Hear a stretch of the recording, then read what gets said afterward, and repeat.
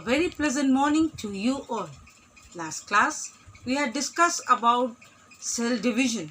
As I said earlier also, in the reduced syllabus, mitosis is not there, but you have to study about cell cycle, the G1, S and G2 phase, as well as consequent phase and C value and meiosis, the various stages and its significance. Clear? Now, let us start with the next unit, that is diversity of living organisms. First of all, we come to the term biodiversity. Diversity means what? Varied forms. So, biodiversity means the diverse or varied forms of living organisms found in nature. Now, when we want to study about the various living organisms, it requires some system. Got it? Now, before grouping or knowing about the living organism, what is that? We classify the living organisms, just like in the school, how the different classes are categorized. Like you have the KG student, the age criteria is taken into account. Of course, you have the admission test, that is another thing. But the age criteria are 3 plus means 3 plus to 4 means prep, and then 4 plus or 5 kg, like on.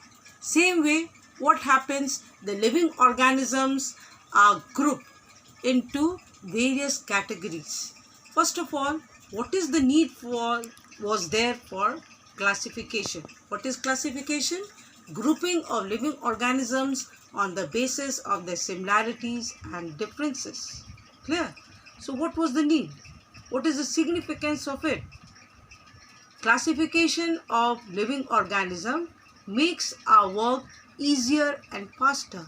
It helps us to sort out different living organisms according to their characteristics. Clear? Secondly, it also helps us to know about this very much important point, phylogenetic relationship. Phylogenetic means what? Evolutionary relationship. That's why with the study of that is done by studying of the fossils. Clear?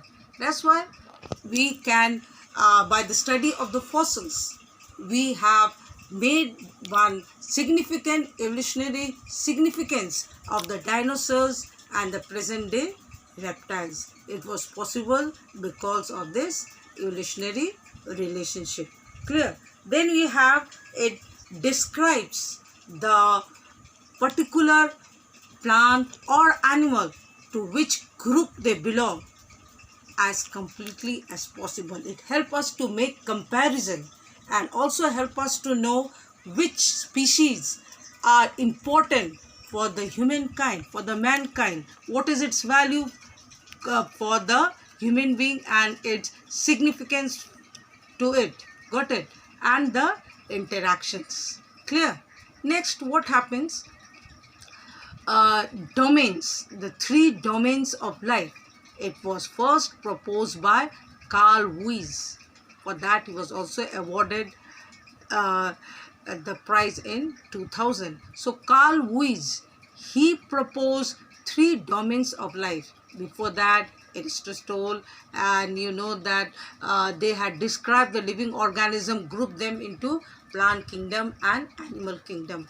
Even this one, Carl Linnaeus, had also proposed the binomial nomenclature and the system of classification into plant kingdom and animal kingdom. That will come later on. But let us first talk about the 3 domains of life. What are these 3 domains? Domain archaea, domain that is bacteria, and domain eukaryota. Got it?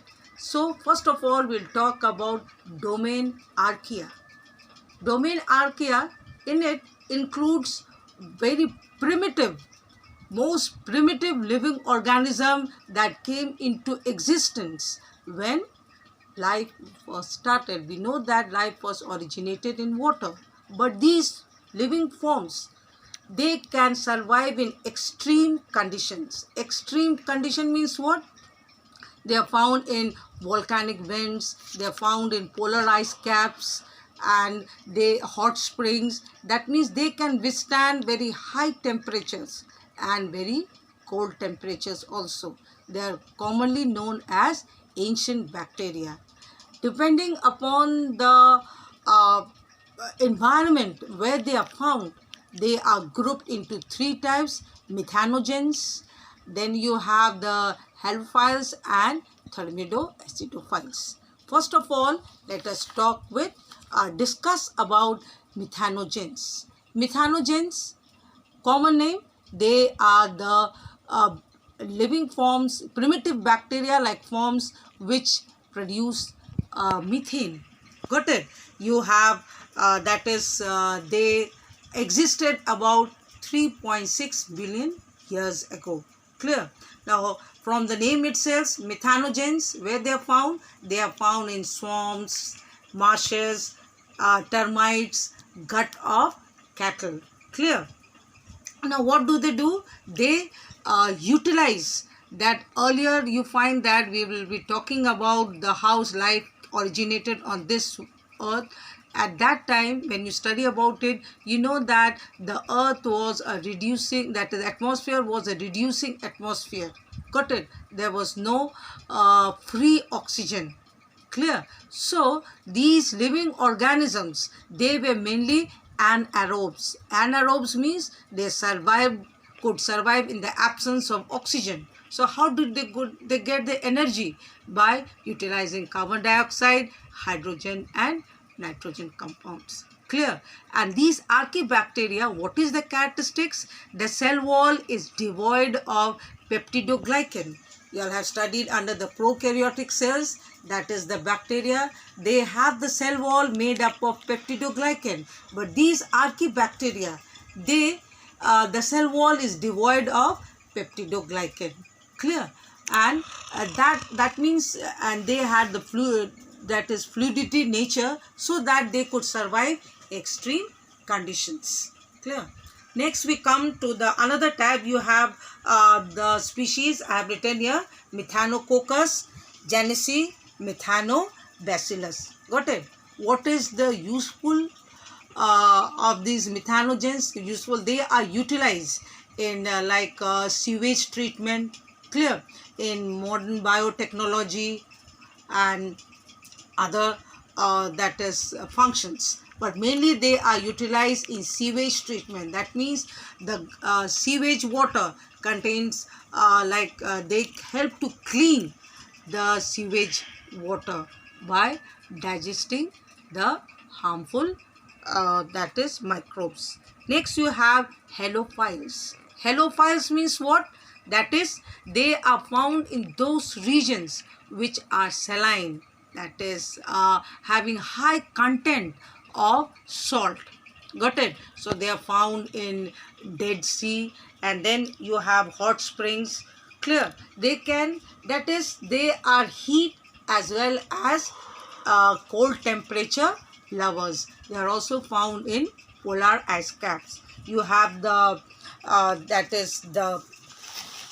species Halococcus, Halobacterium. Got it? They also are anaerobes. That is, they can survive. They do not require oxygen. They can survive in the absence of oxygen, and they contain a pigment, that is helidorrhopsin, which can prevent dehydration. That is, that pigment is called as helidorrhopsin. Got it? Now, the third type is thermoacidophils. That is Thermoaquatus and Thermopoetus. Then we come to the next topic, that is useful importance of archaebacteria, that is in generation of biogas, biosensors, modern technology and restriction enzymes. Clear? Next we come to domain bacteria. What is domain bacteria?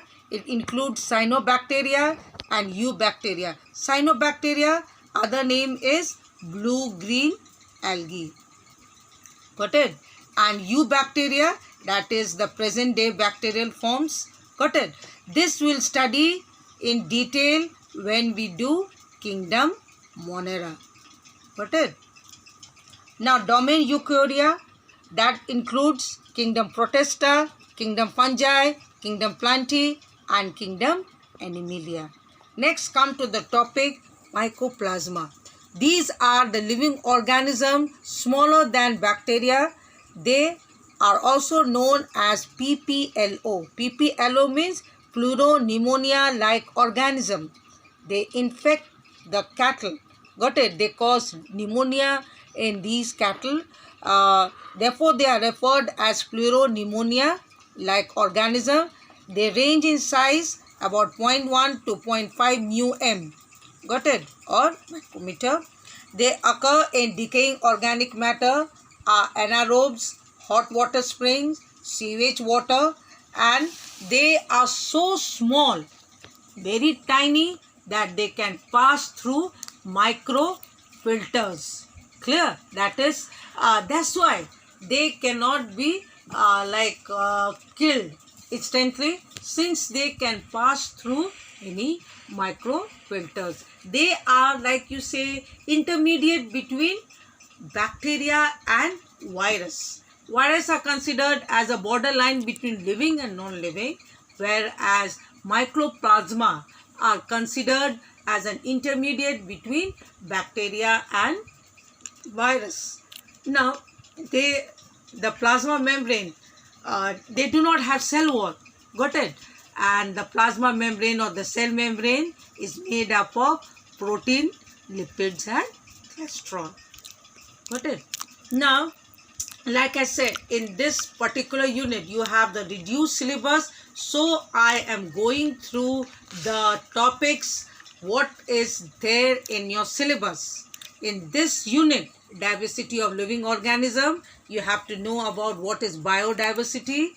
Then you have to know the 3 domains of life. What are those 3 domains? And briefly about domain archaea, including methanogens, halophils, and that is those 3 types, thermoacidophils, got it, or thermophiles. Clear? So under that you have to remember 2 or 3 characteristics and the species name. Now come to the next term, taxonomy. First of all, systematics. What is systematic? It is a branch of science that deals with the study of living organism based on certain characteristics, like the existing relationship among them. It is the scientific study of the kinds and diversity of living organism and the existing relationship among them. Now, taxonomy is what? It is a technical term that includes the study of identification, got it, classification and nomenclature. Like for example, when you find a living organism, first of all you will identify. What is the identification? That is whether it is a plant or whether it is an animal group. Got it? Based upon certain characteristics. What are those characteristics? Morphology, that is the external structures. Got it? Then you have the internal structure, anatomical structures. Then you have the embryological structures, that is evidences, how the embryonic development takes place, and of course the evolutionary relationship. So all these characteristics are taken into account, and after that their organisms are placed into a certain group or category and given the name that is called as nomenclature. So first of all, according to taxonomy, when the living organism are studied, first what do? Identify a living organism, an unknown living organism. You don't know anything about it. You identify it, it is a plant or animal. Then you try to classify it into different groups. It can be Eukaryota, Protista, Fungi, Plantae or Animalia, or it may belong to domain bacteria, or it may belong to domain archaea. Clear? Then after classifying it, you give a particular name or classification. Got it? So let us go through the notes I'll give you. So children, of course, when you have the before this, let me give you one diagrams was left of the cell division. So go through it. Not this one. Wait a minute. This. I have given the previous one. Meiosis 2 continued, anaphase, telophase.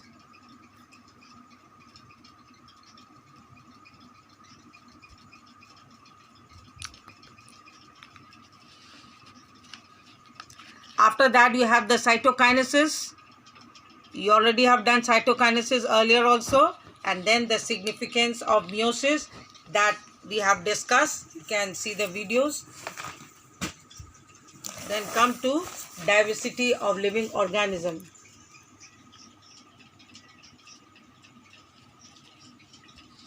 Modern taxonomy was proposed by John Huxley in 1940.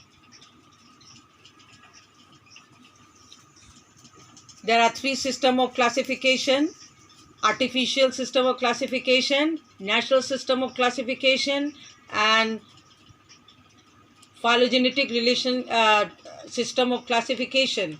Artificial system of classification was based on 2 or 3 characters, like they were later rejected because they were not appropriate and did not include all the living organisms. Clear? So that also you may be asked, the artificial system of classification.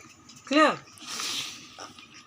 Artificial system of classification was rejected because it was based on only few characteristics, like plants were grouped on the basis of their height, that is herbs, shrubs and trees, whereas the animals were divided into on the basis of the movement, that is those who show locomotion and those who do not move. So like corals and all were also placed under a plant kingdom. So later on it was rejected.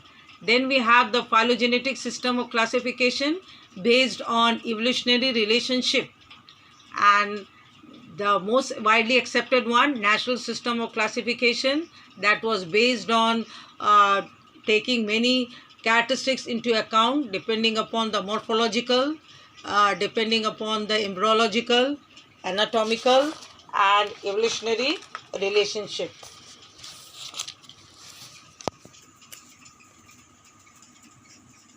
We have the 3 types of bacteria: methanogens, then you have those bacteria found in salt conditions having high concentration of salt. All the 3 types of archaebacteria are anaerobes, that is the main characteristic features. They are anaerobes, they can survive extreme conditions, and moreover they do not have cell wall. That is not made up of the peptidoglycan. Clear? Father of taxonomy, Carl Linnaeus. Taxon means the category or unit of classification that you all have already done in class 9. Those like kingdom, phylum, class, order, family, genus and species. Each category is referred as taxon. Clear? That's all. Stay home, be safe.